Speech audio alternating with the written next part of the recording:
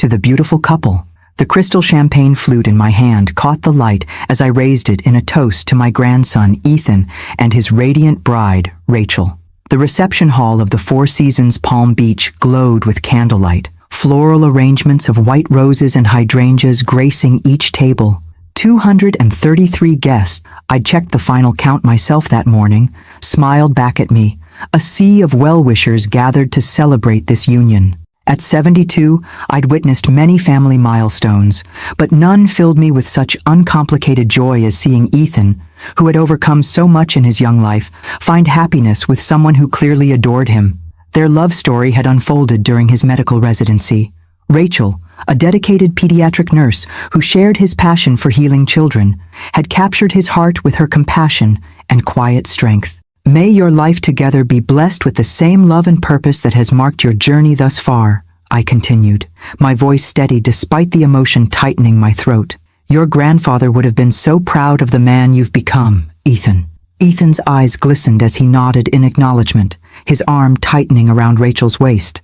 My late husband, Walter, had been gone for 5 years now, but his presence felt especially close today.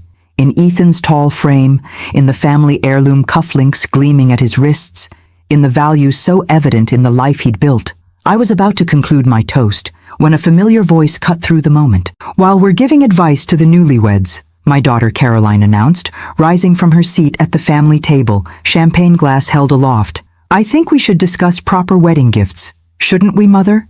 A ripple of uncertain laughter moved through the crowd. Caroline, at 51, was striking in a designer gown that probably cost more than most people's monthly mortgage payments. She'd always been beautiful, and always aware of it. 4 flutes of champagne had heightened the color in her cheeks and loosened whatever filter normally restrained her more acquisitive impulses. Caroline, I said quietly, perhaps we could discuss this later. She ignored me completely, her smile dazzling as she addressed the room. My son and his lovely bride are starting their life together, and they'll need a proper home, not some starter apartment in the city. My stomach tightened. I knew exactly where this was heading. Mother, Caroline continued, turning toward me with an expression of faux graciousness that did nothing to mask the demand in her eyes. Isn't it time you gave the Palm Beach house to Ethan and Rachel? What does a widow need with a 7-bedroom beachfront estate after all? The room fell silent. Even the waitstaff froze in their movements. At the head table, Ethan's face had drained of color, while Rachel stared down at her plate, mortified. The Palm Beach house had been in our family for 3 generations. Walter and I had purchased it from his parents, renovated it lovingly, and filled it with 45 years of memories. It was where we'd hosted our children's graduation celebrations, our grandchildren's birthday parties, where Walter had spent his final months gazing at the ocean he'd loved since childhood. It was also, I knew, the object of Caroline's obsession for decades. She'd grown up there, but had never been able to afford such a property on her own, despite her husband Richard's success as an investment banker. The house represented everything she felt entitled to as a Hawthorne. Caroline, I said, keeping my voice gentle but firm, the Palm Beach house is not a wedding gift. As you know, I have plans for that property that will benefit all 3 of my grandchildren equally. Her laugh was sharp, cutting. Oh yes, Mother's mysterious plans. Always planning, always controlling, always making us wait for what should rightfully be ours now. Richard tugged at her arm, murmuring something that was clearly a request to sit down. She shook him off. Do you know, Caroline addressed the increasingly uncomfortable guests, that my mother is worth over $30 million? That she lives in that magnificent beachfront mansion all alone, while young couples like Ethan and Rachel struggle to find affordable housing in this market? We're not struggling, Mom, Ethan interjected, his voice tight with embarrassment. Please sit down. Don't interrupt, darling. I'm doing this for you. Caroline's smile had taken on a brittle quality. Mother has always been like this, hoarding the family wealth, doling out small allowances like we're children, making us feel grateful for crumbs from her table. The accusation stung with particular sharpness because it was so fundamentally untrue. Walter and I had paid for our children's education in full, helped with down payments on their first homes, established trusts for our grandchildren's futures. What we hadn't done was bankroll the extravagant lifestyle Caroline felt was her birthright. Caroline, this is neither the time nor the place, I began. It's exactly the time. Her voice rose, the filter of social propriety now completely dissolved by champagne and long simmering resentment. You're just a selfish old woman who can't bear to part with anything. You'd rather sit alone in that massive house than give your grandson the wedding gift he deserves. Gasps rippled through the reception hall. My son David half rose from his seat across the room, his expression thunderous, but his wife placed a restraining hand on his arm. Even the string quartet had stopped playing, the silence amplifying Caroline's words as they hung in the air. I felt 233 pairs of eyes fixed on me, waiting for my response to this public humiliation. My hands trembled slightly, but I clasped them together in my lap, a lifetime of composure under pressure serving me now. "Your attention, please," the wedding planner called desperately, trying to salvage the situation.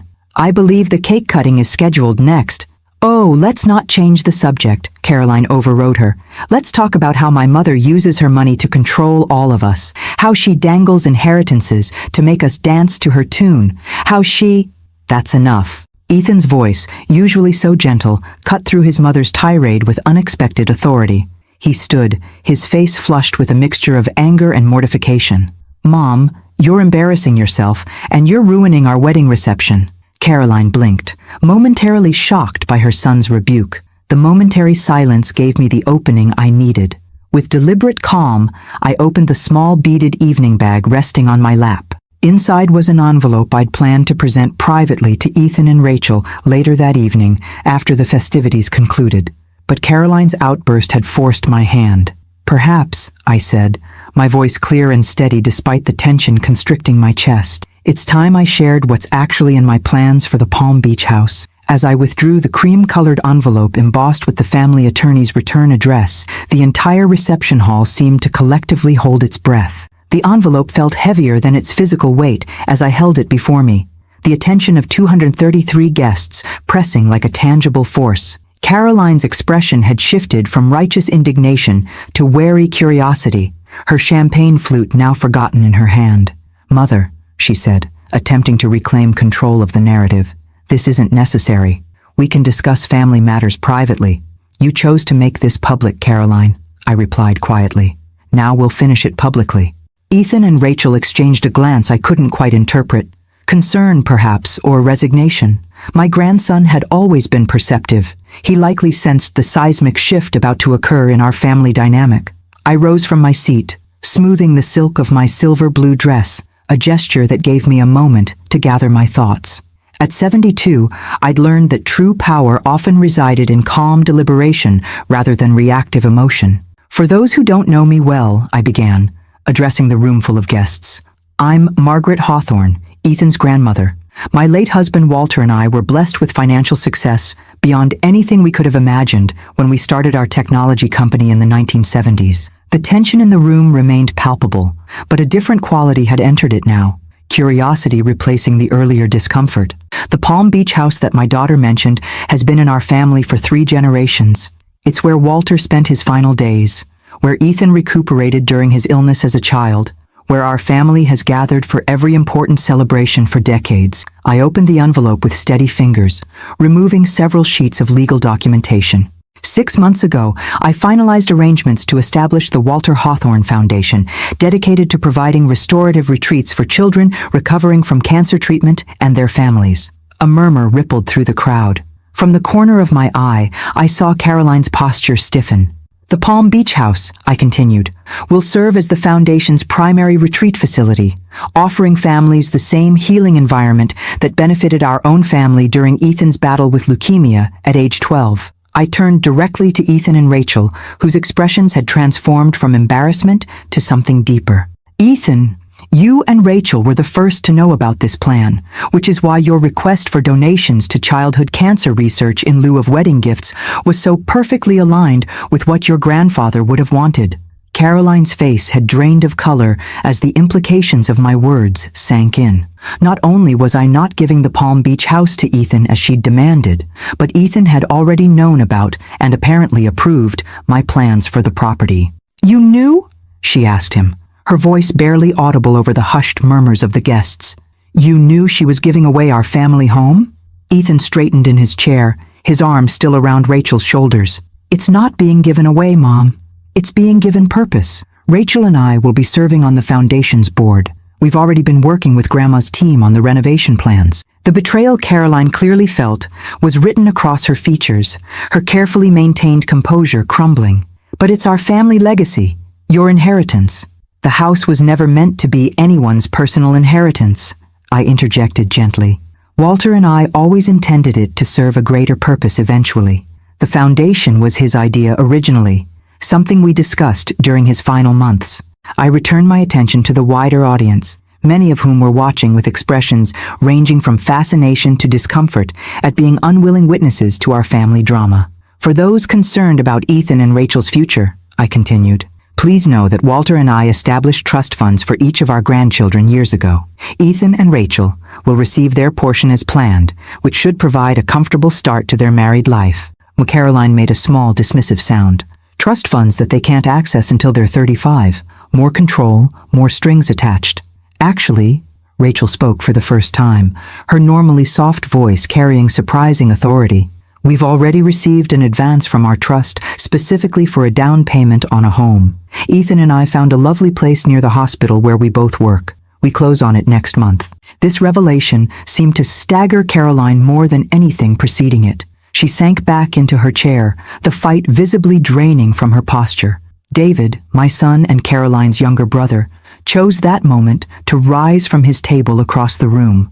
At 48, he had Walter's steady presence and pragmatic nature.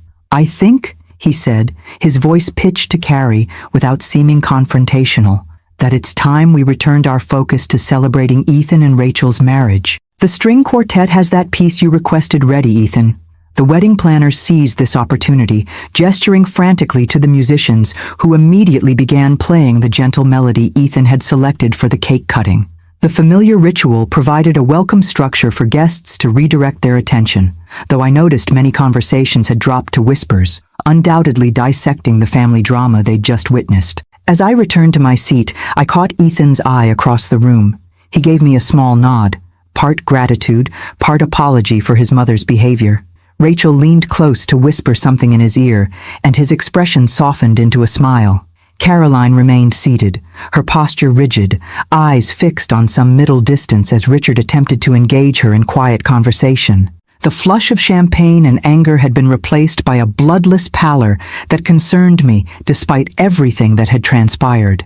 She was still my daughter. Her materialistic values and occasional cruelty didn't negate the little girl I'd once rocked to sleep, the teenager whose dance recitals I'd never missed, the young woman I'd helped dress on her own wedding day. The public humiliation she'd just experienced, largely self-inflicted though it was, would leave scars that might never fully heal. As the reception gradually regained its celebratory rhythm, I felt a profound weariness settle over me. The envelope I'd produced had indeed silenced the room, but at what cost to our already fragile family bonds? Only time would tell if this fracture could be mended, or if Caroline's resentment and my response had permanently altered the landscape of our relationship. For now, I pushed these concerns aside. Today belonged to Ethan and Rachel. Tomorrow would be soon enough to face the aftermath of what had transpired. The remainder of the reception unfolded with a forced gaiety that couldn't quite disguise the undercurrent of tension.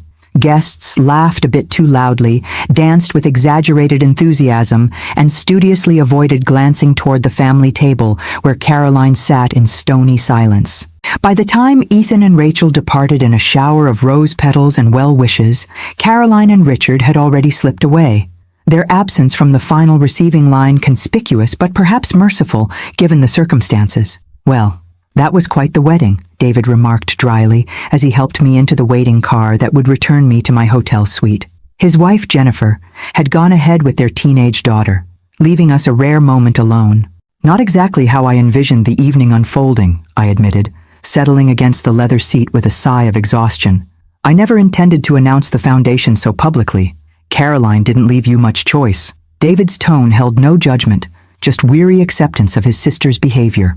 "Though I imagine this will be the main topic of conversation at the country club for months." The observation wasn't meant to wound, but I felt a pang nonetheless.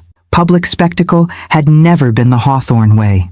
Walter and I had built our fortune quietly, conducted our philanthropy discreetly, and taught our children to value substance over show. That one of those children had chosen to air family grievances before hundreds of witnesses felt like a personal failure on my part. "Do you think I handled it correctly?" I asked, suddenly needing my son's perspective. Was there a better way to respond? David considered the question with characteristic thoroughness. "Caroline put you in an impossible position. Giving in to her demand would have rewarded appalling behavior. Refusing without explanation would have cast you as the villain in her narrative. You chose transparency, which was probably the only viable option."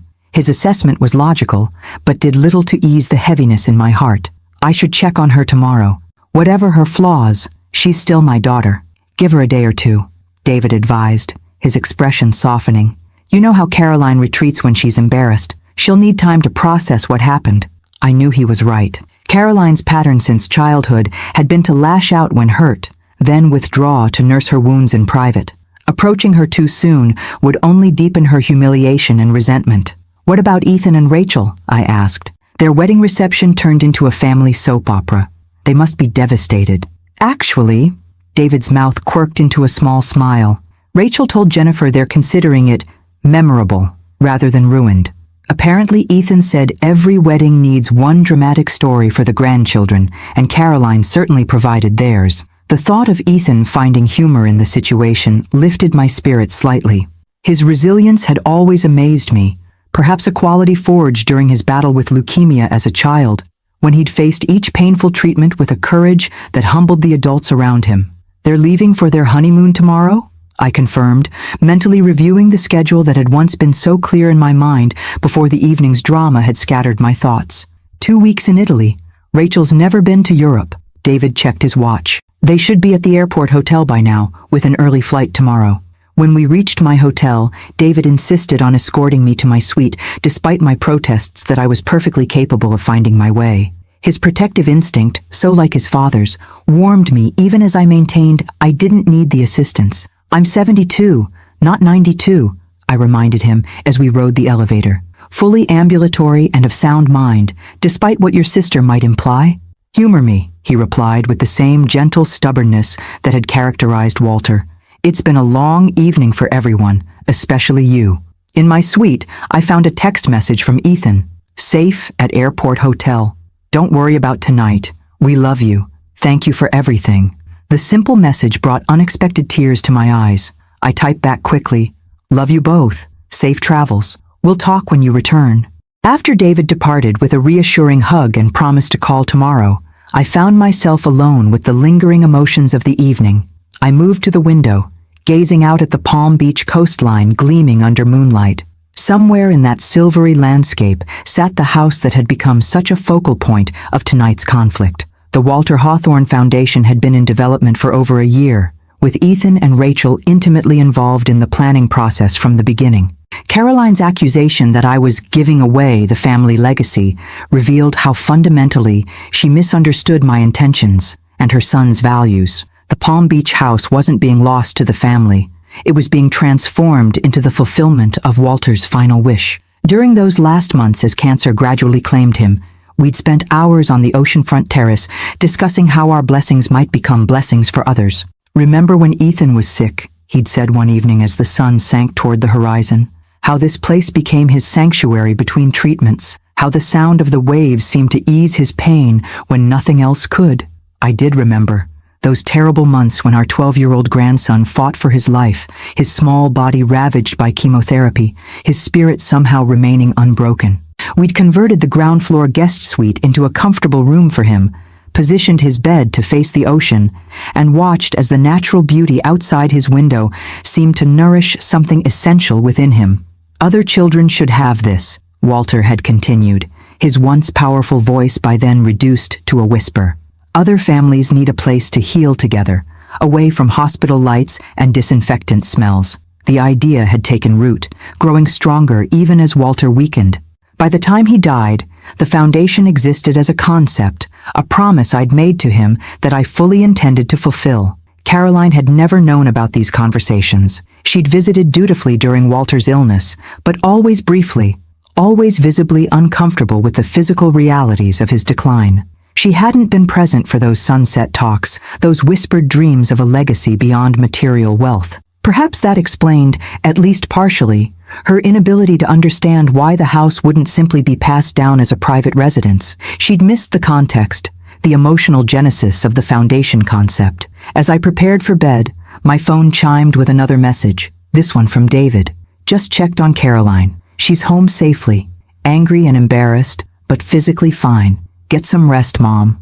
Tomorrow is another day. His reassurance eased one immediate concern, though the larger fracture in our family remained. Caroline's public outburst had exposed tensions that had simmered beneath the surface for years. Her materialism versus our more restrained approach to wealth, her sense of entitlement versus our emphasis on stewardship. Tonight had brought these differences into sharp, painful focus. What remained to be seen was whether understanding and reconciliation could emerge from the wreckage of Caroline's expectations. As I drifted towards sleep, Walter's voice seemed to whisper from memory. Family is complicated, Maggie. Love them anyway. I would try, I promised him silently. I would try. Morning arrived with the particular clarity that follows emotional storms, a heightened awareness of ordinary details that had previously gone unnoticed. The precise pattern of sunlight filtering through curtains, the subtle scent of fresh coffee delivered by room service, the distant sound of waves breaking against the shore. I sat on the balcony of my hotel suite, watching Palm Beach awaken below. Sunday brunch crowds were beginning to form outside popular restaurants. Joggers traced paths along the shoreline, a world continuing its normal rhythms, utterly unaffected by the Hawthorne family drama that had unfolded the previous evening. My phone had remained silent since David's text the night before. No message from Caroline, which was expected but painful nonetheless. No updates from Richard, who had always served as family diplomat during previous conflicts. The absence of communication spoke volumes about the severity of the rupture.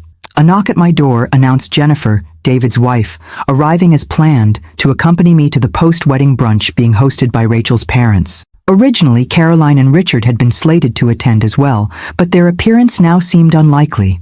"Good morning, Margaret," Jennifer greeted me with a warm hug.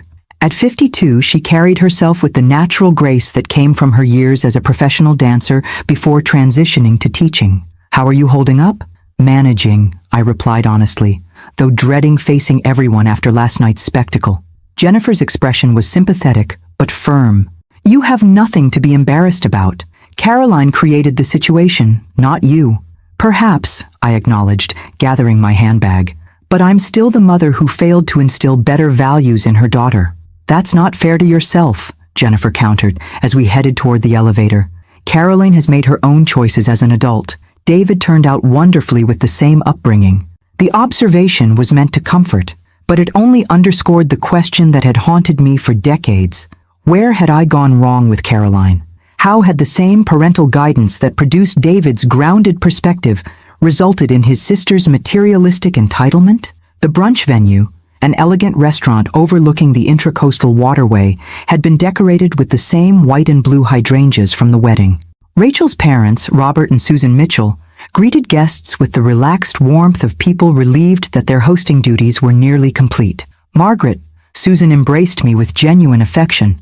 We'd developed a comfortable relationship during the wedding planning process, bonding over shared values and mutual adoration of Ethan and Rachel. "We missed you at the rehearsal dinner. How are you feeling?" The question was loaded with subtext. Susan had witnessed Caroline's behavior at the reception, along with everyone else. Her inquiry encompassed both genuine concern and diplomatic acknowledgement of the situation. "Much better, thank you," I replied, matching her tactful approach. A minor migraine had kept me from the rehearsal dinner, a blessing in disguise given what had transpired at the reception. "The wedding was beautiful. You and Robert did a marvelous job with everything." Susan squeezed my hand. "We're so happy to have Ethan joining our family. He's an exceptional young man. You and Walter raised a wonderful grandson." The simple validation brought unexpected emotion to my throat. "Thank you. Rachel is equally special. They complement each other beautifully." As Jennifer and I found our assigned table, I was grateful to discover David already seated, along with the parents of Rachel's college roommate. The arrangement provided a buffer of unfamiliar faces, people who might have witnessed last night's drama but had no personal investment in the Hawthorne family dynamics. David leaned close as I settled beside him. Caroline and Richard send their regrets. Apparently, they had a previously scheduled commitment they couldn't break. The transparent excuse was almost certainly fabricated, but I nodded as if accepting its legitimacy. Understandable. Have you heard from Ethan and Rachel? Their flight departed on schedule. They'll text when they land in Rome. He hesitated before adding, Ethan called this morning before heading to the airport. He wanted to make sure you were okay.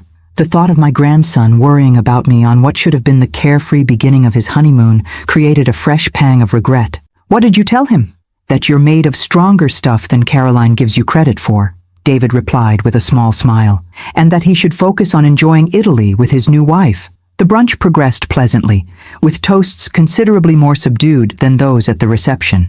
Rachel's father spoke briefly about the joy of gaining Ethan as a son-in-law. Her younger sister shared sweet anecdotes from their childhood. The event maintained the warm, intimate atmosphere that wedding farewells traditionally hold. Only Caroline and Richard's conspicuously empty seats served as reminders of the previous evening's disruption. Several guests glanced discreetly in my direction, their expressions a mixture of curiosity and sympathy that I pretended not to notice. They'll find something new to gossip about soon enough, Jennifer murmured, as we enjoyed slices of the remaining wedding cake, repurposed as brunch dessert. Palm Beach social circles have the attention span of goldfish when it comes to scandals. Her attempt at reassurance missed the mark slightly. My concern wasn't about social standing or public perception. Those had never been priorities for Walter and me. What weighed on me was the damage to our family itself, the wedge that had been driven deeper between Caroline and the rest of us. After brunch concluded, David insisted on driving me to the Palm Beach house rather than returning to the hotel. You should spend your last day here surrounded by good memories, not hotel furnishings, he argued. I didn't have the energy to refuse. The house, the very property at the center of last night's conflict, offered familiar comfort that suddenly seemed essential. As David's car wound along the oceanfront road, I gazed at the passing mansions with their manicured lawns and security gates. Palm Beach had changed dramatically since Walter and I had purchased our home here 40 years ago. What had once been merely affluent had transformed into an enclave of almost unimaginable wealth. Hedge fund managers and tech billionaires replacing the old money families who had previously dominated the island. Our house, while certainly luxurious by normal standards, was actually modest compared to many of its newer neighbors. Its value lay in its prime beachfront location and the 3 acres of land it occupied, an increasingly rare commodity as larger properties were subdivided for development. Caroline had always focused on the home's monetary value rather than its emotional significance. In her view, the fact that it could sell for upwards of $20 million outweighed any sentimental attachments or philanthropic potential. Are you sure you'll be comfortable here alone? David asked as we turned into the private drive. Jennifer and I could stay over if you'd prefer company. I'll be fine, I assured him. The foundation team is coming tomorrow to continue measuring for the renovations. I have plenty to keep me occupied until my flight home on Tuesday. The house welcomed me with the particular embrace that only long-time homes can offer.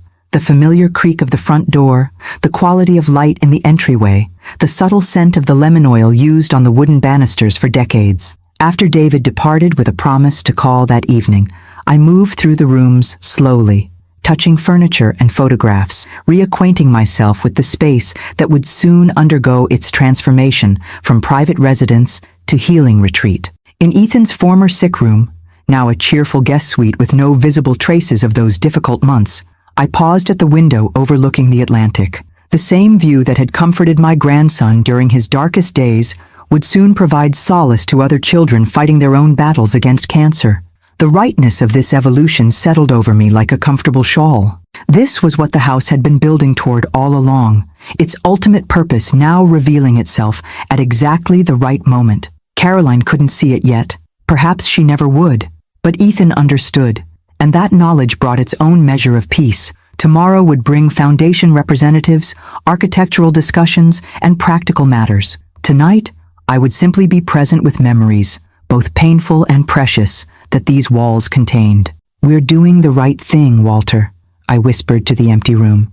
Aren't we?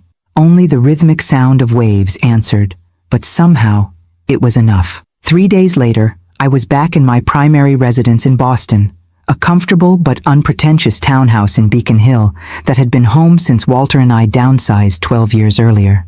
The emotional whiplash of the wedding weekend had left me craving the familiar routines that anchored my daily life. Morning coffee in the small garden courtyard, correspondence handled at my antique writing desk, afternoon walks through the public garden. "Mrs. Hawthorne, there's a delivery for you," announced Mrs. Sullivan, the housekeeper who had been with me since Walter's illness. She appeared in the doorway of my study, where I'd been reviewing foundation documents. The arrangement that arrived was unmistakably from Caroline. Enormous white hydrangeas identical to those from the wedding, artfully combined with blue delphiniums in a crystal vase I recognized from her dining room. The card attached bore her distinctive handwriting, the pressure of her pen leaving slight indentations in the thick paper. "Mother, I behaved abominably at Ethan's wedding. There is no excuse for my actions, though champagne and misunderstanding contributed to my poor judgment. May we speak when you feel ready? Caroline."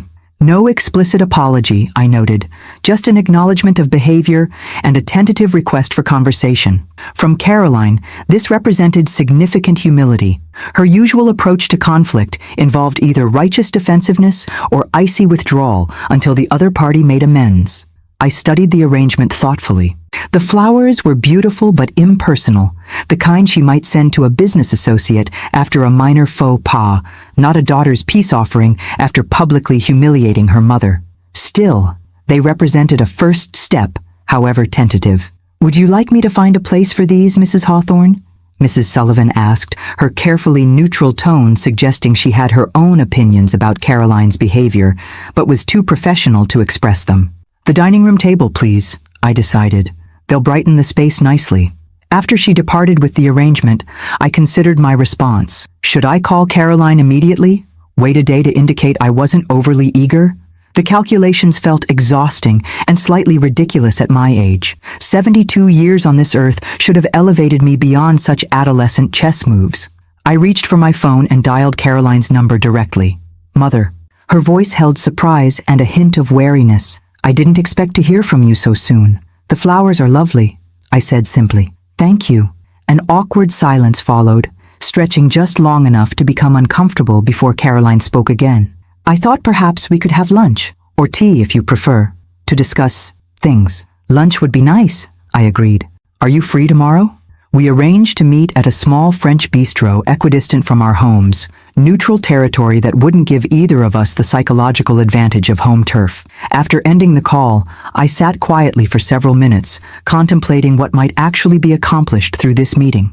Caroline's behavior at the wedding hadn't emerged from nowhere. It represented decades of simmering resentment regarding money, perceived favoritism, and divergent values. One lunch wouldn't resolve such deeply rooted issues, but perhaps it could begin a more honest dialogue than we'd managed in years. That evening, a text arrived from Ethan, a photo of him and Rachel in front of the Trevi fountain, their faces glowing with happiness. "Greetings from Rome." The hotel concierge somehow found us a table at that impossible-to-book restaurant Rachel's been dreaming about, having the time of our lives. I smiled at their evident joy, relieved that the wedding drama seemed far from their thoughts. In response, I sent only, "You both look radiantly happy. Enjoy every moment. No mention of Caroline. No updates about family tension." Their honeymoon deserved to remain unshadowed by concerns they could do nothing about from thousands of miles away. The following day, I arrived at the bistro 10 minutes early, a habit Walter had instilled through 47 years of marriage. "Punctuality is respect made visible," he'd often said, particularly when the children complained about his insistence on leaving for events with time to spare.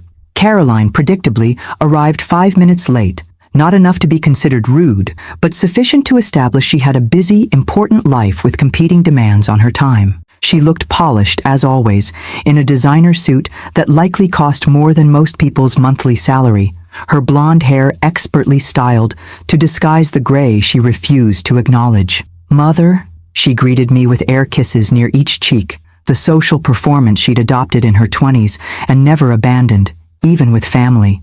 "You look well. Boston agrees with you."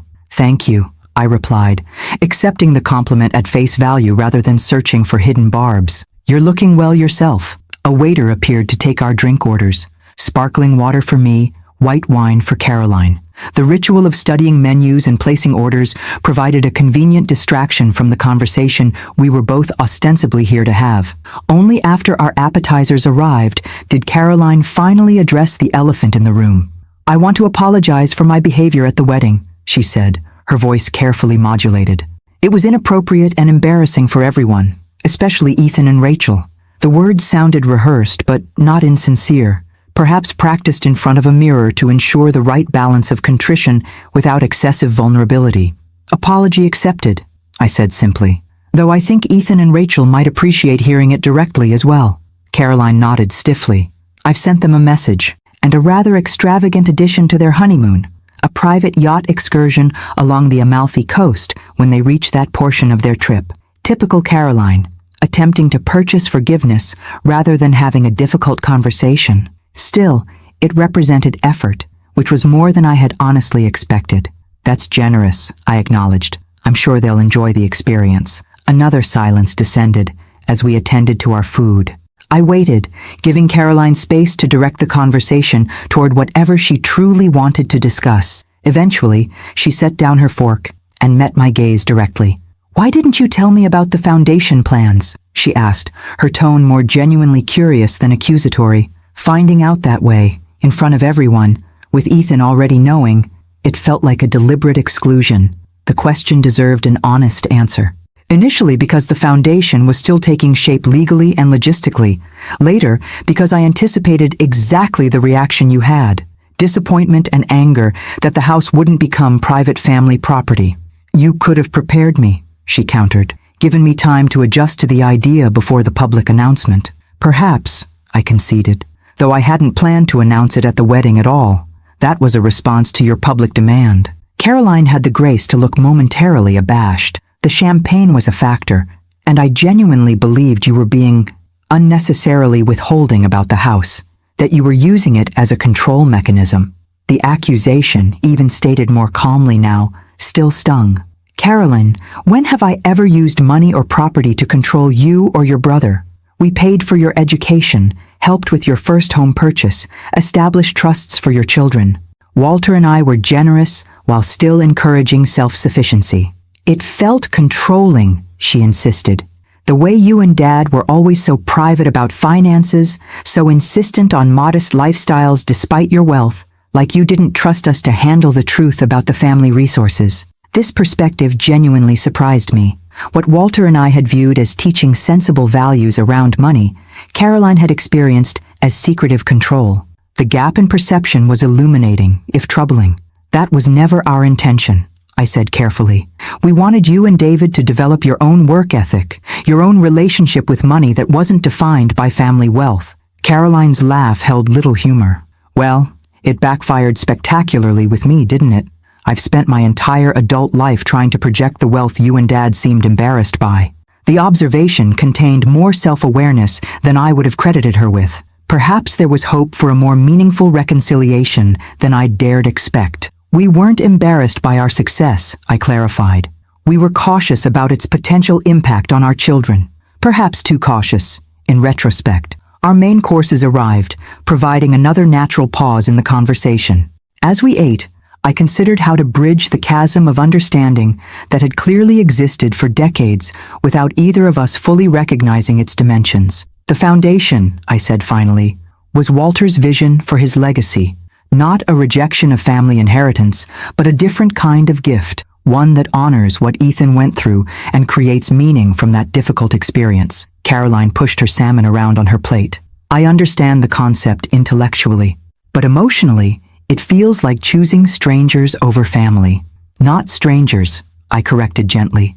"Children facing the same battle Ethan faced, families navigating the same terrifying journey our family experienced, and not choosing them over family, including family in a different kind of legacy." For the first time, I saw a glimmer of genuine consideration in Caroline's expression. Not immediate agreement, but at least willingness to contemplate a perspective beyond her own.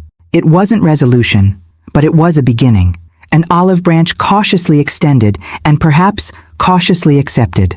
1 month after the wedding, I stood in the Palm Beach house's oceanfront living room, now emptied of the personal furnishings that had filled it for decades. Tape marks on the floors indicated where hospital-grade beds would soon be positioned to maximize the view.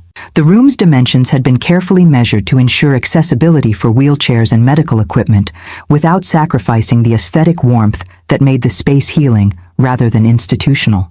The contractor confirms we're still on schedule for the September opening, reported Lisa Townsend, the foundation's newly hired executive director. A former hospital administrator with expertise in pediatric oncology care, she brought both professional knowledge and personal passion to the project. Her own daughter was a childhood cancer survivor. Excellent, I replied, studying the architectural renderings spread across the temporary folding table that now served as our workspace. And the staff housing renovations on the north wing? Slightly ahead of schedule, Lisa confirmed. The conversion from guest suites to staff apartments was simpler than initially estimated. We should be able to accommodate 6 full-time care coordinators and a rotating medical team. The transformation of the house was progressing with remarkable efficiency.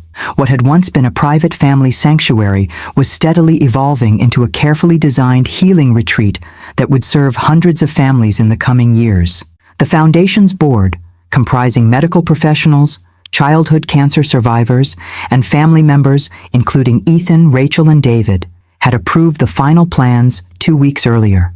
The projected annual operating budget would be covered by the endowment Walter and I had established, ensuring the retreat could operate indefinitely without financial concerns. Mrs. Hawthorne, Lisa's voice broke into my thoughts. There's someone here to see you. She's waiting on the terrace. Something in her tone suggested this wasn't a routine visitor. Did they give a name? Your daughter, Caroline. She said you were expecting her. I wasn't, in fact, expecting Caroline. We'd had several cautious phone conversations since our lunch meeting, but she'd shown no interest in visiting the house during the renovation process. Her appearance now was surprising, particularly without advance notice. Thank you, Lisa. I'll go speak with her. The terrace, Walter's favorite space in the entire house, stretched across the ocean side of the property, its travertine surface weathered by decades of salt air and Florida sunshine. Caroline stood at the far end, gazing out at the Atlantic, her posture rigid despite the casual linen dress she wore. This is an unexpected pleasure, I said as I approached, keeping my tone neutral but welcoming. Caroline turned, her expression difficult to read behind oversized sunglasses. I was in Palm Beach for a charity committee meeting. Thought I should see what's happening here firsthand. Progress, I noted silently. A month ago, she would have described the foundation work as what you're doing to our family home, rather than the more neutral, what's happening here. I'm happy to show you around, I offered, though it's very much a construction zone at the moment. She removed her sunglasses, revealing eyes that held wariness, but not the open hostility I might have expected earlier. I'd like that, actually, to understand the plans better.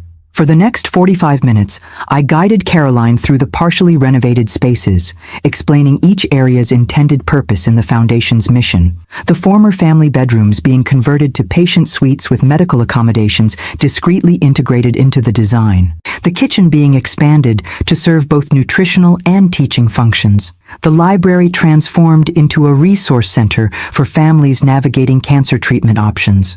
Caroline remained largely silent, absorbing the information without commentary. Only when we reached Ethan's former sick room did she finally speak unprompted. I remember how he looked in that bed, she said quietly, staring at the space where her son had spent so many painful days, so small against the pillows, tubes everywhere. I was terrified every time I visited. The admission surprised me. Caroline had always seemed detached during Ethan's illness, making brief, perfunctory visits and finding reasons to leave quickly. I'd attributed her behavior to selfishness rather than fear. We were all terrified, I acknowledged. It's why this foundation matters so much to Ethan. He remembers how this place gave him something the hospital couldn't, a sense of normalcy, of life continuing beyond treatment rooms and medical procedures. Caroline moved to the window, touching the frame lightly.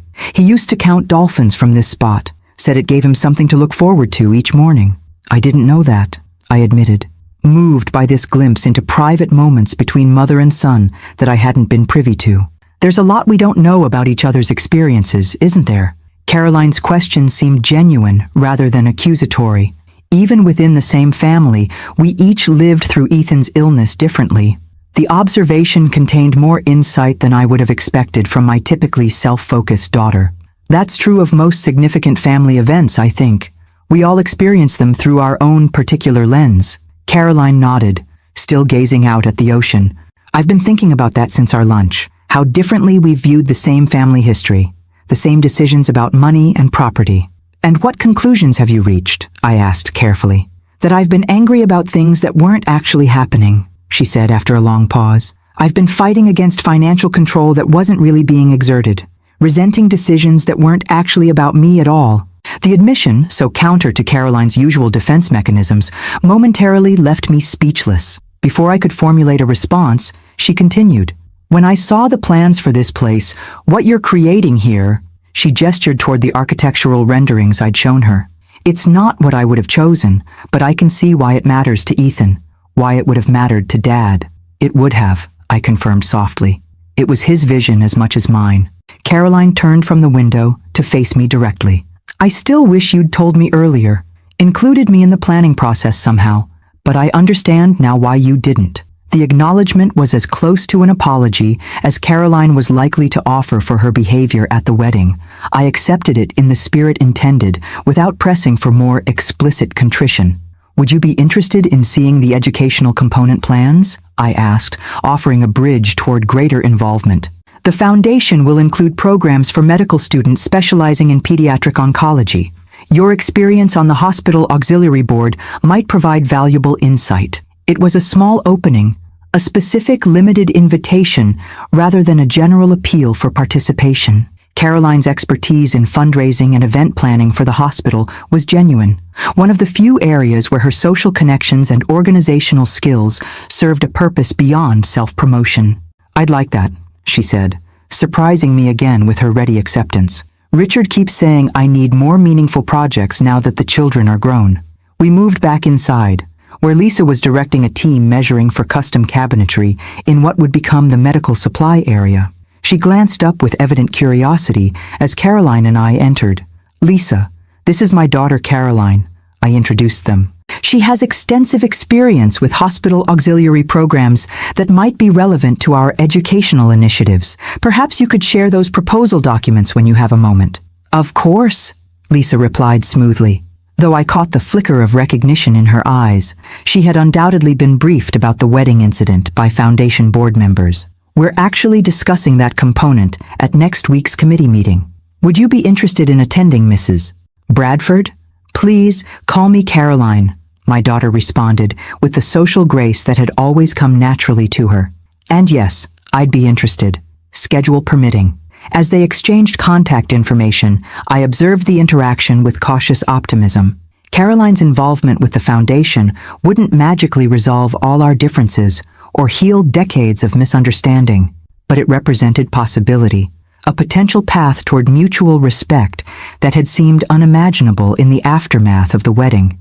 Later, as we walked toward our respective cars in the circular driveway, Caroline paused, her expression thoughtful. For what it's worth, Mother, I am sorry about the wedding, not just for the public embarrassment, but for what it revealed about my own materialistic tendencies. We all have our blind spots, I said gently.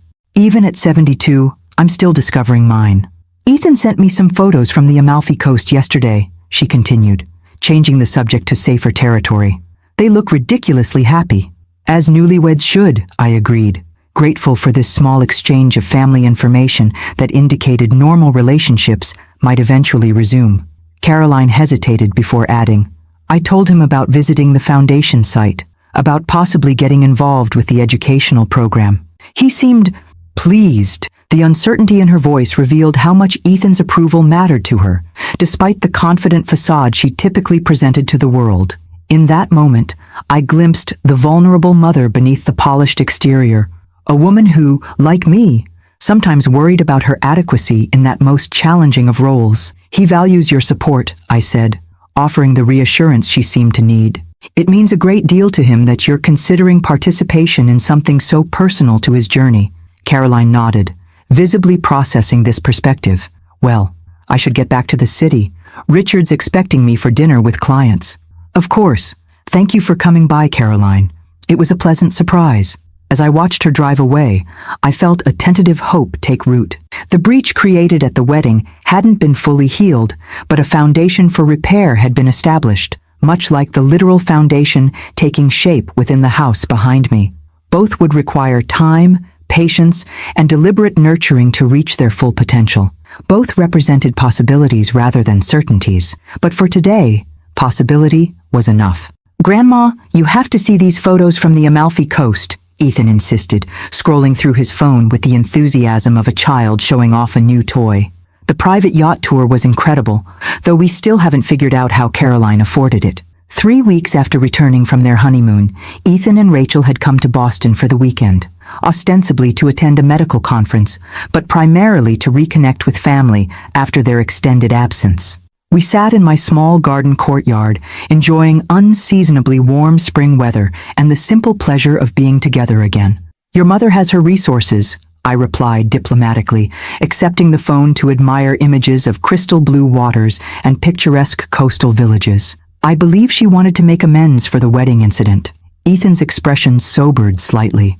She mentioned you two had lunch, and that she visited the foundation site. Yes to both, I confirmed, returning his phone.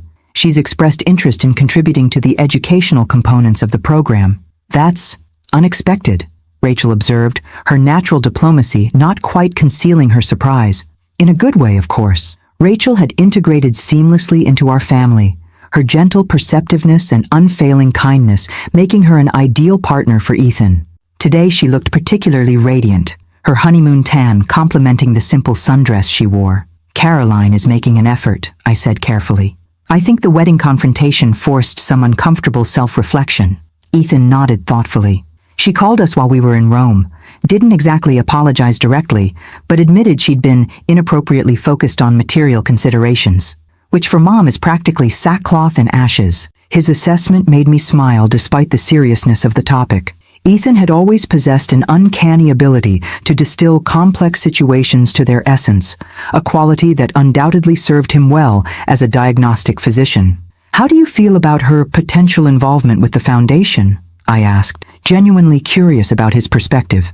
I didn't want to commit to anything substantial without consulting you first. Ethan exchanged a quick glance with Rachel before responding, the silent communication of couples already attuned to each other's thoughts. I think it could be positive, actually.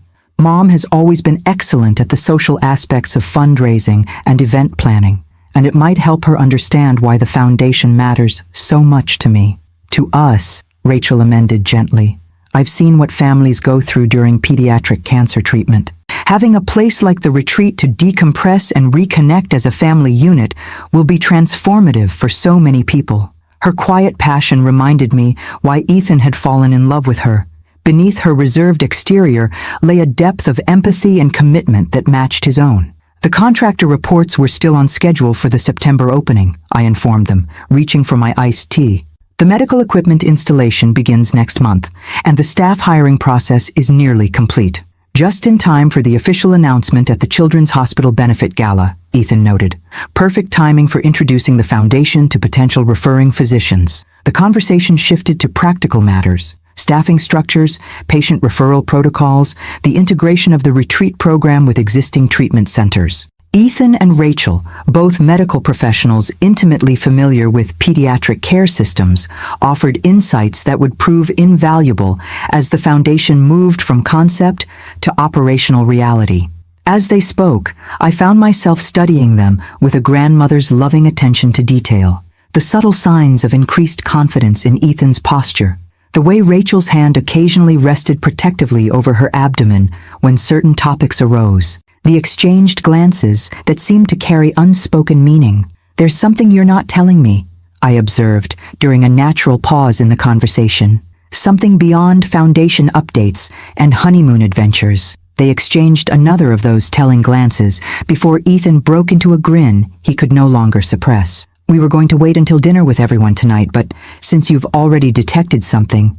Rachel reached for his hand, her smile matching his in brightness, if not in scale. We're pregnant, she confirmed softly.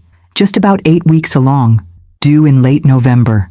Joy bloomed within me, immediate and uncomplicated.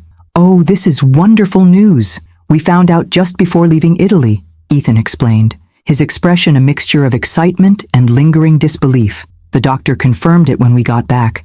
Everything looks perfect so far." "A honeymoon baby," I said, reaching to embrace them both. "Your grandfather would have been absolutely delighted." "We thought the same thing," Rachel agreed, returning my hug. "Especially with the timing. The baby will arrive right around his birthday." The coincidence, if it was indeed mere coincidence, felt like Walter's hand reaching across the divide that separated us, a cosmic wink acknowledging his continued presence in our family story. "Have you told your parents yet, Rachel? And Caroline and David?" I asked, already anticipating the various reactions this news would generate throughout our extended family. "My parents know. We told them yesterday. We're planning to tell everyone else at dinner tonight," she explained, "though we'd appreciate if you'd act surprised for the official announcement. I promise to deliver an Oscar-worthy performance of grandmotherly shock," I assured them with a smile. "Though containing my excitement until this evening may prove challenging." Ethan laughed, the carefree sound that had been his father's favorite. "We're counting on your legendary self-control, Grandma. Caroline would never forgive us if she thought you heard the news first." The mention of Caroline brought a slight shadow to our joyful moment, a reminder of family complications that remained despite recent progress toward reconciliation. "How is she doing, really?" I asked, seizing the opportunity to gain Ethan's unfiltered perspective. "Our interactions have been civil, but somewhat tentative." Ethan considered the question thoughtfully. "Better, I think. More reflective than I've ever seen her. The wedding incident seemed to trigger something, maybe embarrassment, maybe genuine regret. Either way, she's making an effort to be less Caroline-like." His diplomatic phrasing made Rachel smile, despite her usual reluctance to criticize her mother-in-law. "She's called me 3 times since we got back, just to check in. No agenda, no subtle digs about my career or our living situation, just actual conversation." This development surprised me almost as much as the pregnancy announcement. Caroline had never made much effort with her children's partners, viewing them as either strategic assets or unfortunate necessities depending on her assessment of their social and financial value. "That's encouraging," I said cautiously, though major personality transformations rarely happen overnight. "Oh, she's still Caroline," Ethan confirmed with a knowing smile. "Last week she sent us a list of appropriate preschools to consider for a child who won't be born for another 7 months. But there's a new self-awareness beneath the usual behavior, like she's catching herself in the middle of old patterns." The assessment aligned with my own observations during our recent interactions. Caroline still exhibited her lifelong materialistic tendencies and social climbing instincts, but now with occasional moments of self-correction that suggested emerging insight. "Speaking of tonight's dinner," Rachel said, checking her watch, "we should probably head back to the hotel to freshen up." Caroline mentioned dressing appropriately for the venue 3 separate times when she confirmed the reservation.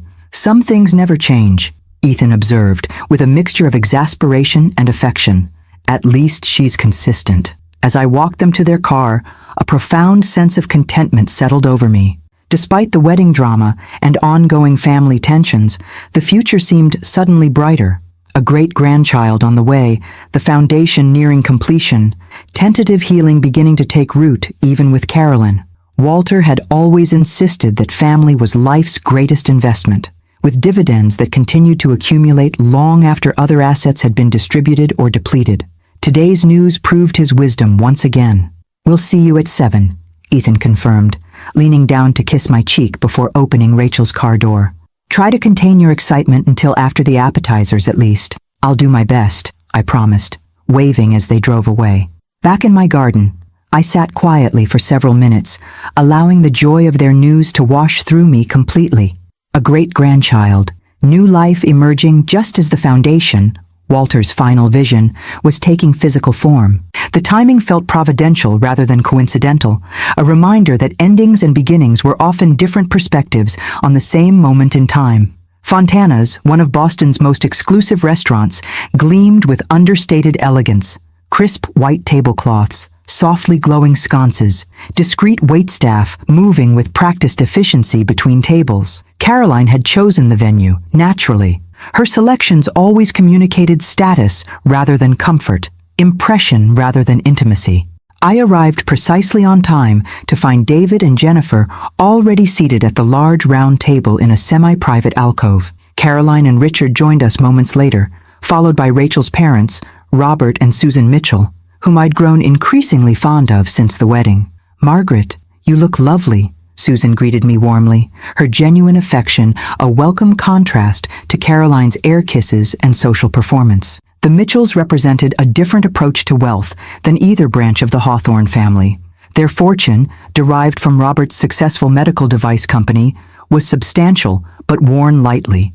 They drove sensible luxury cars rather than flashy sports models, lived in the same comfortable home they'd purchased 20 years earlier, and funded scholarships at the state university rather than emblazoning their name across hospital wings. In many ways, they reminded me of Walter and myself, people who viewed financial success as responsibility rather than entitlement.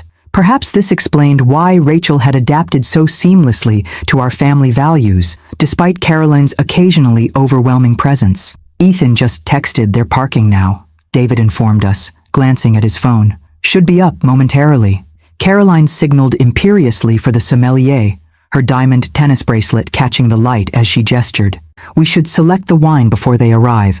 I've asked the chef to prepare a special tasting menu to welcome them home properly." The statement revealed Caroline's current position on the spectrum between old and new behaviors. The impulse to control the experience through high-end consumption remained, but the motivation now included genuine desire to celebrate her son rather than merely impress observers. Progress, I noted silently. Incremental, but real. When Ethan and Rachel finally appeared, they were immediately enveloped in enthusiastic greetings. Hugs from the Mitchells, warm handshakes from David and Richard, air kisses from Caroline. I hung back slightly, maintaining the facade that I hadn't already seen them earlier in the day. "You both look wonderfully rested," Caroline observed, scrutinizing them with maternal attention to detail. "Italy clearly agreed with you." "It was magical," Rachel confirmed, accepting the seat Richard held for her. "Though we're happy to be home again too." The early conversation flowed predictably. Honeymoon highlights, work transitions as they both returned to their medical careers, polite inquiries about everyone else's activities during their absence. Caroline dominated as usual, though I noticed subtle differences in her interaction style.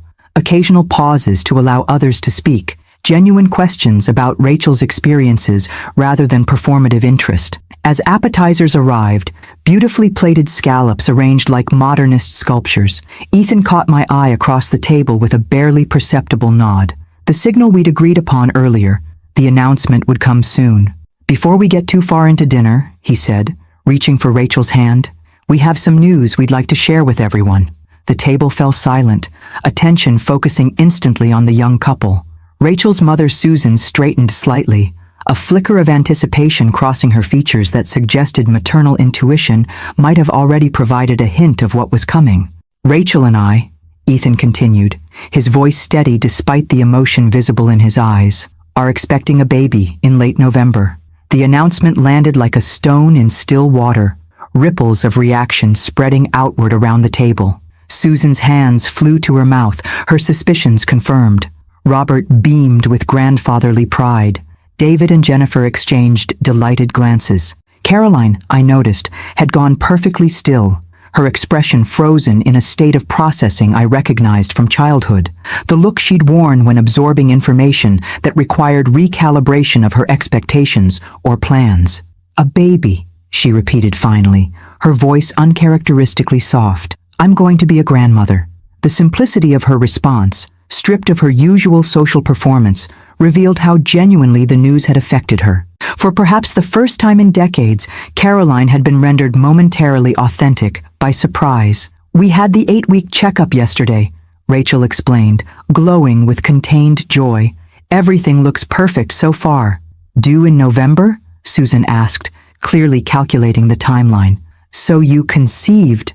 "In Italy," Ethan confirmed with a smile. "Somewhere between Rome and the Amalfi Coast. A honeymoon baby," Richard observed, raising his wine glass. "That calls for a toast." As glasses were raised around the table, I watched Caroline carefully, curious how she would navigate this unexpected transition to grandmother status. At 51, she was relatively young for the role, but had always defined herself primarily through status markers that didn't include grandmotherhood. To the newest Hawthorne, Richard offered, ever the diplomat, and to the wonderful parents-to-be.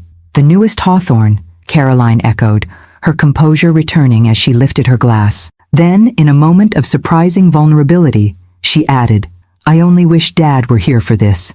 The simple acknowledgement of Walter's absence, something Caroline rarely referenced directly, created a moment of shared emotion around the table. Even Robert and Susan Mitchell, who had never met my late husband, seemed moved by the recognition of his place in our family constellation. He would have been overjoyed, I said softly, especially with the timing. The baby is due very near his birthday. Ethan nodded, his expression reflective. We thought the same thing when we calculated the due date. It felt like more than coincidence somehow. I'm going to need to completely rethink the guest bedroom, Caroline announced suddenly, her practical planning instinct asserting itself through emotion. It needs to be converted to a proper nursery before November. Rachel exchanged an amused glance with Ethan before responding diplomatically. That's very thoughtful, Caroline, though we probably won't be traveling with the baby immediately. Nonsense! Caroline dismissed this practical consideration with a wave of her hand. Holidays are for family gatherings. The baby will need a proper space in our home from the beginning. The familiar controlling tendency might have been irritating in another context, but tonight it carried a different quality. The channeling of genuine excitement into tangible preparation, Caroline's particular way of expressing care through environmental management. As main courses arrived and conversation continued to flow around baby-related topics, I observed the subtle shifts in family dynamics occurring before my eyes. Caroline and Susan Mitchell, previously cordial but distant, were suddenly united in shared grandmother status, comparing notes on baby gear and nursery essentials. David was offering paternity leave advice to Ethan based on his own experience. Richard and Robert had discovered a mutual interest in establishing education funds for the coming grandchild. The pregnancy had created new connective tissue between previously separate family units, bridges forming across divides that had seemed unbridgeable just months earlier. You're quiet tonight, Margaret, Richard observed during a natural pause in conversation. Everything all right? Just enjoying the moment, I replied truthfully, watching my family grow in more ways than one. His perceptive gaze suggested understanding beyond my simple explanation. Richard had always been the most emotionally intelligent member of Caroline's immediate family, often serving as translator between his wife's material expressions of love and others' different emotional languages. It's been quite a year already, he acknowledged. The wedding, the foundation progress, and now a baby on the way. Life continues to unfold in unexpected directions. The observation perfectly captured what I'd been feeling but hadn't articulated, the sense of life's persistent forward motion, bringing new possibilities even amid complicated relationships and unresolved tensions. As dessert was served, an elaborate chocolate creation Carolyn had apparently prearranged with the chef, Ethan rose with his water glass in hand. One more announcement, he said, drawing the table's attention once again. Rachel and I have been talking about how we want to honor this new chapter in our family's story. Rachel nodded encouragingly as he continued. We've decided to establish a permanent endowment within the Walter Hawthorne Foundation, a special fund specifically dedicated to supporting siblings of cancer patients during treatment. Children who are often overlooked in the crisis, but deeply affected nonetheless. The thoughtfulness of their decision touched me deeply. Ethan had often spoken about how his own illness had impacted his younger cousins, who had struggled with reduced attention and disrupted routines during his treatment. The Walter Hawthorne Family Support Fund, Ethan continued, his voice steady with conviction, ensuring that entire families receive the care they need during the most challenging times. Caroline, to my surprise, was the first to respond. That's a beautiful idea, Ethan. Truly meaningful. Her voice carried genuine appreciation rather than the social performance I might have expected. Your father would have been proud. The simple statement, offered without dramatic flourish or performative emotion, suggested a depth of understanding I hadn't credited Caroline with possessing. Perhaps her involvement with the foundation planning was indeed creating shifts in perspective that went beyond surface accommodation. As the evening wound toward conclusion, I found myself filled with quiet optimism about our family's future, still complex and occasionally challenging, but moving gradually toward greater understanding and connection. The baby would arrive in November, the foundation would open in September, and somewhere in between, perhaps the remaining fractures in our family relationships would continue their tentative healing. Not perfect, certainly, but genuinely hopeful in a way that would have made Walter smile with satisfaction. September arrived with picture-perfect weather, as if nature itself approved of the Walter Hawthorne Foundation's official opening. The Palm Beach property had undergone its remarkable transformation. Medical accommodations seamlessly integrated into the home's elegant architecture, accessible features incorporated without institutional appearance, healing gardens created where formal landscaping had once dominated. I stood on the terrace, Walter's favorite spot, watching as staff made final preparations for the ribbon-cutting ceremony scheduled for noon. Medical equipment had been discreetly positioned throughout the facility. The professional kitchen gleamed with new appliances designed for both nutritional preparation and cooking therapy sessions. The former pool house had been converted into a meditation space overlooking the ocean. "It's magnificent, Margaret," said Dr. Eleanor Winters, the renowned pediatric oncologist who had agreed to serve as the foundation's medical director. "Better than I imagined when I reviewed the initial plans." "Thank you," I replied, genuinely touched by her approval. "The architects and designers exceeded our expectations, because you gave them both clear vision and creative freedom," she observed. "Not an easy balance to achieve." The guest list for today's opening was deliberately limited. Medical professionals who would be referring patients, foundation board members, key donors, and immediate family. A more public open house would follow next week, but today's event was designed to allow healthcare partners to fully understand the facility's capabilities without overwhelming crowds. Caroline had surprised everyone by volunteering to handle the event planning, a task she excelled at but rarely applied to causes beyond her usual social circuit. For the past 2 months, she had thrown herself into the details with characteristic intensity, coordinating with caterers, arranging transportation for out-of-town medical partners, creating information packets that were both comprehensive and elegant. "Mother, there you are," she called, appearing at the terrace doorway with clipboard in hand. "The photographer needs to know if you want formal portraits of the board before or after the ribbon cutting." "After would be better," I decided.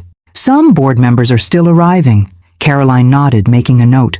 "And Ethan just texted. Their flight landed on time. They should be here within 30 minutes. Ethan and Rachel, now 5 months into pregnancy with a visible baby bump that Ethan proudly documented in weekly photos, had flown in from Boston specifically for the opening. Despite their busy medical schedules, they had been intimately involved in the foundation's development through video conferences and weekend planning sessions. "Perfect timing," I said, glancing at my watch. "Everything seems to be coming together beautifully, Caroline. You've done an extraordinary job with the arrangements." She accepted the compliment with uncharacteristic modesty. "The foundation deserves a proper launch. I wanted to make sure it reflected the significance of what you and Dad envisioned." The simple acknowledgement of Walter's role, delivered without resentment or qualification, marked how far we had come since the wedding confrontation. Caroline would likely never fully embrace our philosophy regarding wealth and material possessions, but she had developed genuine respect for the foundation's purpose. "Your father would be pleased," I said softly. "Not just with the foundation itself, but with your contribution to its success." Something flickered across Caroline's features, a complex emotion I couldn't quite identify. Before she could respond, David appeared with several board members in tow, drawing us back into the practical matters at hand. The ceremony unfolded with dignified simplicity. After brief welcoming remarks from Dr. Winters about the medical significance of the retreat concept, I stepped to the podium positioned at the edge of the terrace, the magnificent Atlantic Ocean providing a perfect backdrop. "The Walter Hawthorne Foundation welcomes you to this new chapter in pediatric cancer support," I began, my voice steady, despite the emotion tightening my throat. "What you see around you represents not just a building transformed, but a vision fulfilled." From my position, I could see the entire gathering, medical professionals in formal attire, foundation staff in matching navy blazers, family members seated in the front row. Ethan and Rachel had arrived just in time, slipping into chairs beside Caroline and Richard. David and Jennifer sat with their teenage daughter, who was documenting everything with her phone camera for a school project on philanthropy.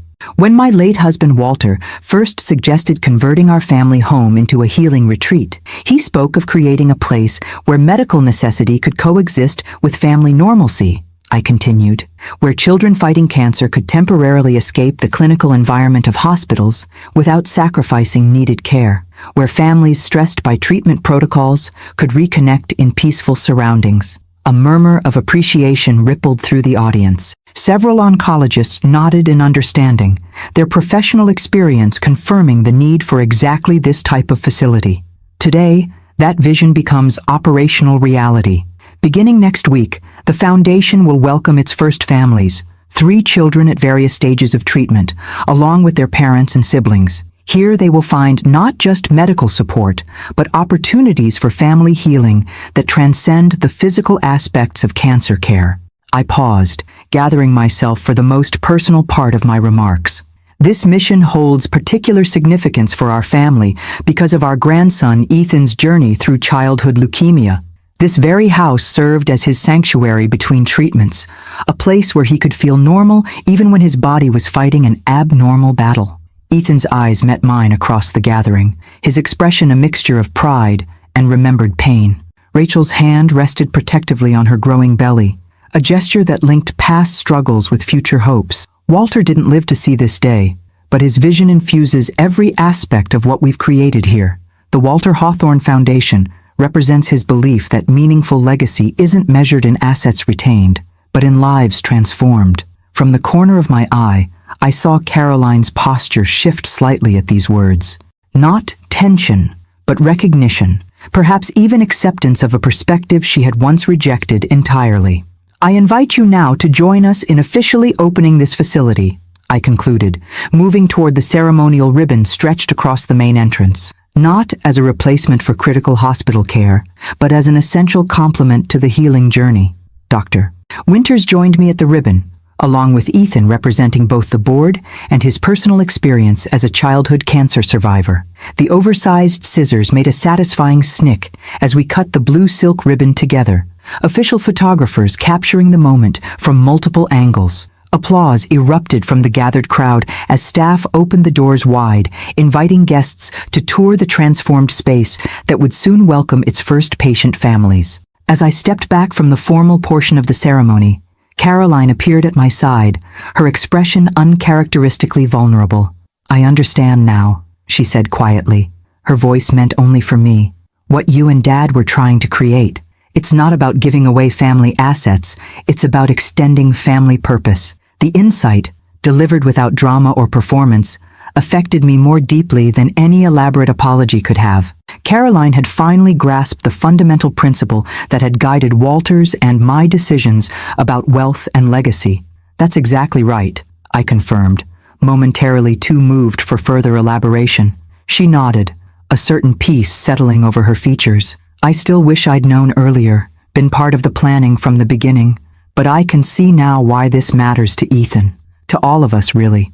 Before I could respond, we were surrounded by well-wishers and medical partners, eager to discuss the facility's capabilities. The moment of connection with Caroline transitioned seamlessly into the professional responsibilities of the day, but its significance remained with me as we moved through the remainder of the opening events.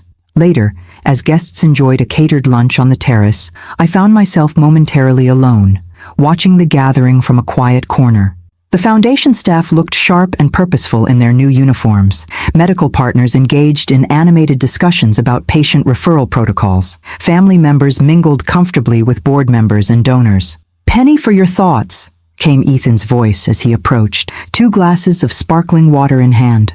"You looked miles away just now." "Just absorbing the moment," I replied, accepting the offered drink. "Seeing all the pieces finally come together." Ethan nodded, his gaze sweeping over the gathering. "Grandpa would have loved this, seeing his concept become reality, watching how it's already bringing people together around a shared purpose." "He would have," I agreed. "Though I think he'd be equally pleased by the family healing that's happened alongside the foundation development." "Mom's transformation has been something to witness," Ethan observed, watching Caroline across the terrace as she graciously introduced 2 pediatric specialists to a major donor. I never expected her to engage so genuinely with the foundation concept. People can surprise us, I said, especially when given the opportunity to connect with something larger than themselves. Ethan's hand came to rest briefly on my shoulder, a gesture of affection and respect that reminded me powerfully of Walter. You never gave up on that possibility, even when it seemed unlikely. That patience is as much your legacy as this building. The observation touched me deeply, particularly coming from this grandson who had faced mortality far earlier than any child should. His perspective carried the weight of someone who understood the true value of time and relationship.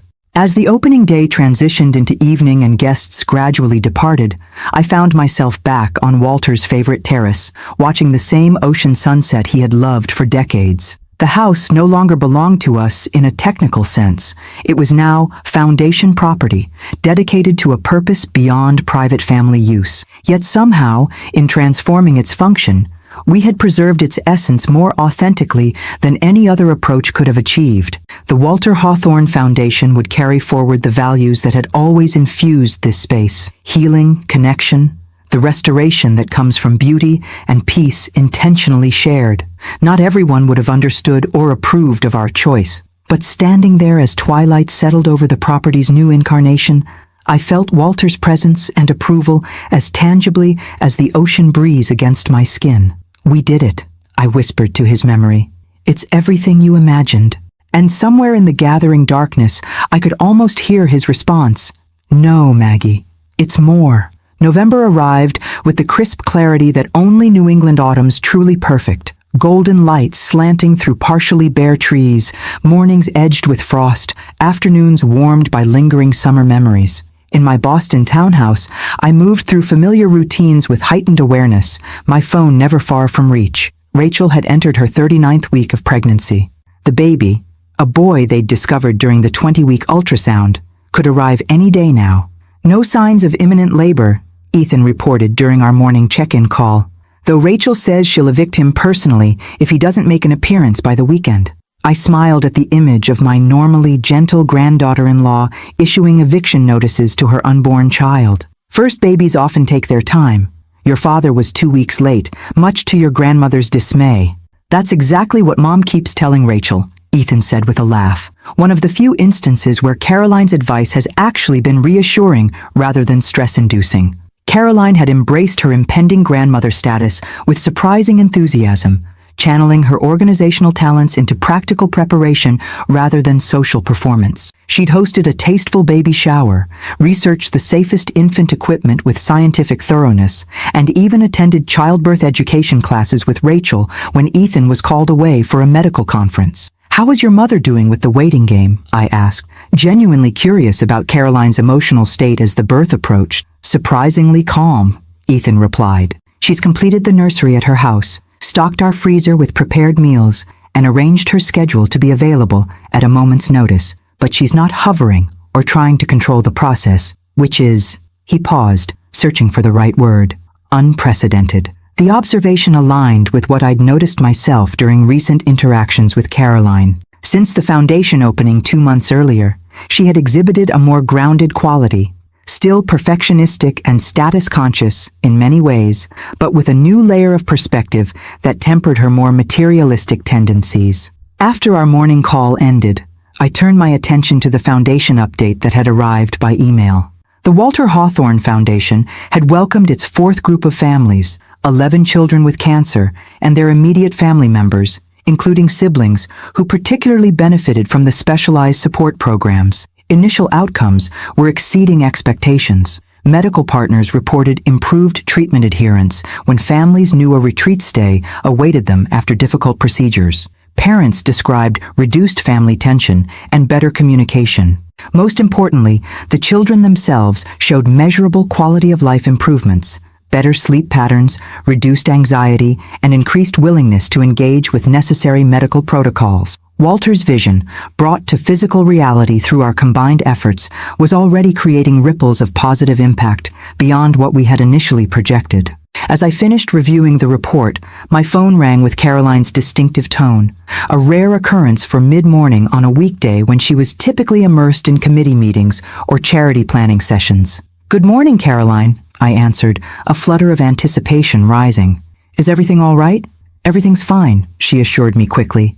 No baby news yet. I'm actually calling about the foundation. Oh? I settled back in my chair, curious about this unexpected topic. I've been thinking about the family support programs, she continued, her tone businesslike, yet tinged with unusual hesitancy. Specifically, the sibling support components. What about them? I prompted when she paused. They're good, Caroline said carefully, but I think they could be expanded in meaningful ways, particularly for adolescent siblings who have unique challenges during a family cancer journey. Her interest surprised me. Caroline had been professionally involved with the Foundation's educational outreach and event planning, but hadn't previously expressed specific programmatic ideas. I'm listening, I encouraged, genuinely curious where this was heading. I've drafted a proposal, she replied, her confidence returning. A specialized retreat weekend specifically for teenage siblings, combining therapeutic support with normal adolescent social experiences they often miss during a family health crisis. As she outlined the concept in greater detail, I found myself impressed by both the thoughtfulness of the programming and Caroline's evident passion for the idea. She had clearly conducted substantial research, consulting with adolescent psychology experts and reviewing similar programs at other facilities. This is excellent work, Caroline, I said when she finished her explanation. What inspired such a specific focus? A moment of silence preceded her response. I've been talking with some of the families who've completed retreat stays. One mother mentioned how her teenage son was falling behind in school, withdrawing from friends, essentially putting his entire development on hold while his younger sister fought leukemia. Another pause, longer this time. It reminded me of Ethan's illness, she continued, her voice softer. How completely our family life revolved around his treatment. How everything else, including David's college applications and my dance recitals, became secondary concerns that no one had capacity to properly address. The personal connection surprised me. Caroline rarely referenced that difficult period in our family history, and had never before acknowledged any lasting impact on her own experience. I didn't realize you felt that way, I said carefully. Neither did I, really, she admitted, not consciously. But working with these families, seeing the siblings' struggles reflected back at me, it clarified some things about my own reactions during that time. The self-awareness in her response, the ability to recognize patterns in her own behavior through observing others, represented genuine emotional growth that both surprised and moved me. I think your program concept has tremendous merit, I told her. Would you be interested in presenting it at the next board meeting? I would, she replied, obvious pleasure in her voice. I've already discussed preliminary budget implications with the development team. The program could be implemented by spring, if approved. We spoke for several more minutes about logistical details before Caroline needed to end the call for another commitment. As I hung up, I found myself reflecting on the unexpected gifts that continued to emerge from Walter's Foundation vision, not just the healing impact on patient families, but the ripple effects within our own family dynamics. Caroline had found meaningful purpose through engagement with the Foundation's mission. Her natural talents for organization and social networking, previously directed primarily towards status enhancement, were now being channeled into program development that could genuinely improve lives. My phone rang again just as I was preparing lunch. Ethan's ringtone this time, triggering an immediate surge of anticipation. Mom's water broke an hour ago, he announced without preamble, excitement and nervous energy evident in his rapid speech. We're at the hospital now. Early labor stage. Could be several hours yet, but everything's progressing normally. Wonderful news, I replied, my own heart rate accelerating despite my outward calm. How is Rachel feeling? Focused, determined, occasionally threatening my future reproductive capacity when contractions peak. His laugh held equal parts humor and awe. She's amazing, Grandma. Absolute warrior mode. Women generally are during childbirth, I observed, remembering my own experiences decades earlier. Have you notified everyone else? Mom and Dad are already here. Rachel's parents are driving in from Connecticut, should arrive within 2 hours. David and Jennifer know, but are waiting for further updates before coming to the hospital. We spoke briefly about practical matters, the hospital's visitation policies, the labor and delivery unit's reputation, the experienced doula they'd engaged to provide additional support. Throughout the conversation, Ethan maintained remarkable composure for a first-time father, his medical training providing helpful context for the process unfolding. "I should get back to Rachel," he said finally. "We'll keep you updated. With any luck, Walter Jonathan Hawthorne will make his appearance before midnight." The name they'd chosen, announced at a family dinner the previous month, had brought tears to my eyes when first revealed. Walter for his great-grandfather's legacy, Jonathan for Rachel's beloved grandfather who had passed away during their engagement. "Give Rachel my love," I said. "I'll be ready to come whenever you want me there." After ending the call, I moved through my home with purposeful efficiency, packing an overnight bag in case the birth process extended through the night. Though the hospital was less than 30 minutes from my townhouse, I wanted to be prepared for any scenario.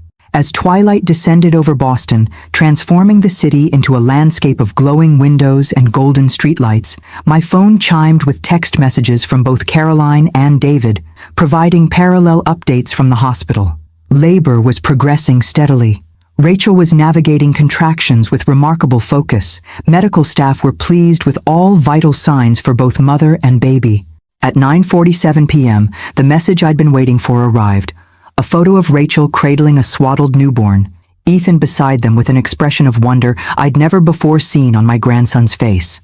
The accompanying text from Caroline was uncharacteristically simple. "Walter Jonathan Hawthorne, 8 lbs, 2 Oz, 21 inches. Perfect in every way. Born at 9:32 p.m. on his great-grandfather's birthday. The timing registered like an electrical current through my body. November 17th, Walter's birthday." The coincidence, if indeed it was mere coincidence, felt like a cosmic acknowledgement, a thread connecting generations across the divide of mortality. "You planned this somehow, didn't you?" I whispered to Walter's memory, tears blurring my vision as I studied the image of our first great-grandchild. Always did have a flair for the dramatic gesture. By the time I arrived at the hospital the following morning, baby Walter had already been examined by pediatricians, admired by both sets of grandparents, and photographed extensively by various family members. I found Rachel sitting up in bed, looking tired but radiant, the newborn sleeping peacefully in her arms. "Grandma Margaret," she greeted me with a warm smile. "Come meet your namesake." "My namesake?" I asked, confused as I approached the bed. "I thought his name was Walter Jonathan." "Walter Jonathan Margaret Hawthorne," Ethan clarified, appearing from the adjoining bathroom. "We added your name as his third. It seemed right to honor both of you." The unexpected inclusion of my name alongside Walter's brought fresh emotion to a heart already overflowing. As Rachel carefully transferred the sleeping infant to my arms, I studied his tiny features with wonder. The delicate eyelashes, the perfectly formed fingernails, the rosebud mouth that occasionally twitched in sleep. "He has the Hawthorne chin," observed Caroline, who sat in a corner armchair looking unusually relaxed, despite having been at the hospital all night. "And Rachel's nose, I think." "Definitely Rachel's nose," agreed Susan Mitchell from nearby, where she and Robert had been quietly supportive throughout the birth process and aftermath. As I held this new life, this continuation of our family story, I was struck by the gathering of people in the hospital room. Caroline and Richard, Susan and Robert Mitchell, David and Jennifer, who had arrived early that morning, all united by connection to this small being who represented future possibilities beyond anything we could imagine. "I wish your grandfather could see you," I whispered to the sleeping infant. "He would be so proud of the family surrounding you today." "He sees," Caroline said unexpectedly, her voice soft but certain. "I believe that completely." Coming from my typically pragmatic, non-sentimental daughter, the statement carried particular weight. I looked up to find her watching me with an expression of unusual vulnerability. "Last night, waiting for the baby," she continued, "I found myself talking to Dad in my head, telling him about the Foundation's progress, about the new program I'm developing, about this little one about to join us, and I could feel him listening somehow." She shrugged slightly, embarrassed by her own disclosure. "That probably sounds ridiculous." "Not ridiculous at all," I assured her, our eyes meeting in rare perfect understanding. "I talked to him regularly." As morning progressed into afternoon, I observed the easy interaction between Caroline and Susan Mitchell as they coordinated food deliveries and visitor scheduling. The comfortable conversation between Richard and Robert about newborn care, and grandfatherly duties. The natural teamwork of our blended family units creating support around Ethan, Rachel, and baby Walter. The journey that had begun with such discord at the wedding had transformed into something I wouldn't have dared hope for 9 months earlier. Not perfect harmony, but genuine connection founded on shared values and mutual respect. Standing at the hospital room window with sleeping baby Walter against my shoulder, I watched November sunlight illuminate the Boston skyline. 3 generations of Hawthorns surrounded me in that room, with a 4th now nestled in my arms. The foundation Walter had envisioned was already serving families in need. Caroline had found meaningful purpose beyond material acquisition. Ethan and Rachel were embarking on their parenting journey with solid support from both family branches. Not the legacy of houses or possessions or financial assets that Caroline had once prioritized, but something far more valuable, a legacy of purpose, connection, and values that would continue shaping lives long after material resources had been distributed or depleted. "We did well, Walter," I whispered to both my late husband's memory and the tiny namesake sleeping against my heart. "We did well indeed." As baby Walter joins the family on his great-grandfather's birthday, the Hawthorne legacy comes full circle. Margaret's quiet strength has guided her family through conflict to meaningful reconciliation, while the foundation continues to extend Walter's vision beyond family boundaries. Thank you for joining this journey of transformation, where an elderly widow's principled stand at her grandson's wedding ultimately led to deeper understanding, healing, and purpose across generations. If this story of family values, reconciliation, and meaningful legacy touched your heart, please subscribe and leave your likes, turn on notifications, and share your thoughts in the comments below.